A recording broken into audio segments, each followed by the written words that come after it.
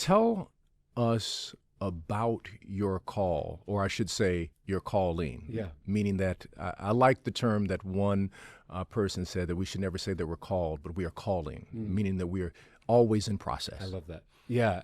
My granddad was a Baptist preacher in South Texas, and he taught me when I was very little that Christianity is a simple religion, not an easy religion, but a simple religion because Jesus gave us these two commandments.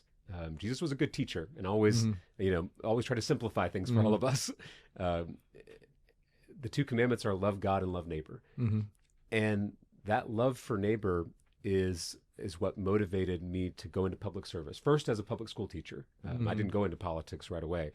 I taught on the west side of San Antonio, which is a beautiful, historic Mexican-American neighborhood. It's also one of the poorest zip codes in the entire state of Texas. And my faith is what motivated me to do that, to love my neighbors in that neighborhood. And what I saw on the west side was I saw the results of politicians who systematically underfund things like public education. I had 45 kids in one classroom when I was a public school teacher. Wow. 45 middle schoolers. So you can imagine. That's rough. Right. Yeah. It was right after lunch. So like craziness. There weren't enough desks for all of them. I had students sitting on the air conditioning unit. I mean, this is the wealthiest country in human history in the 21st century, and there were children sitting on the air conditioning unit. And so that got me mad.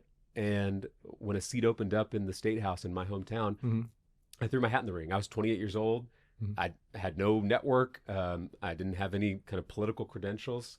I was a former teacher, and I ran on fixing our school finance system and fighting for our kids.